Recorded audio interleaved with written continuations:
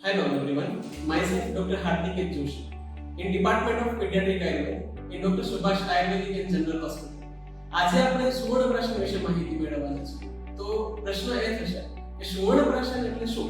સુવર્ણપ્રાશન મુખ્યત્વે બે શબ્દનું બનેલું છે જે આપણે જોઈ શકીએ છીએ, સુવર્ણ અને પ્રાશન. સુવર્ણ એટલે સોનું, જે આપણને બધાને ખબર છે, અને પ્રાશન એટલે ચટાડવું. આયુર્વેદિકમાં પ્રાશન શબ્દનો અર્થ થશે ચટાડવું.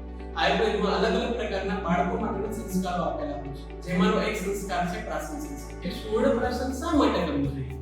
તો સુવર્ણપ્રાશન મુખ્યત્વે જે બાળકોની રોગપ્રતિકારક શક્તિ ઓછી છે, જે બાળકોમાં બુદ્ધિશક્તિ અને એનું ચાતુર્ય ઓછું છે, આવા બાળકોમાં તો આપી જ શકીએ છીએ.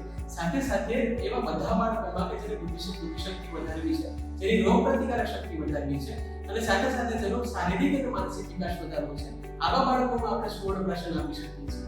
સાથે સાથે જ્યારે મિશ્ર ઋતુ હોય છે, જ્યારે ઋતુની સંધિ થતી હોય છે, એ દરમિયાન મોટા ભાગના બાળકો બીમાર પડતા હોય છે. તો આ મિશ્ર ઋતુમાં થતા વાતાવરણના ફેરફારના કારણે બાળકોમાં થતા અલગ અલગ રોગોની સામે રક્ષણ પૂરું પાડવા માટે સુવર્ણપ્રાશન છે એ મદદરૂપ થાય છે.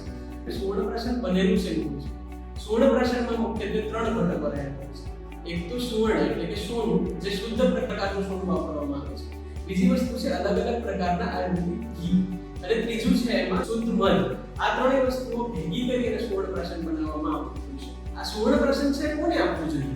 તો મોટે ભાગે જ્યારે બાળકનો જન્મ થાય છે ત્યારથી લઈને 12 વર્ષના બાળકો, કે જે 0 થી 12 વર્ષના બાળકો છે, આ બધા બાળકોમાં આપણે સુવર્ણપ્રાશન આપી શકીએ છીએ અને સુવર્ણપ્રાશનના અલગ અલગ લાભો લઈ શકીએ છીએ.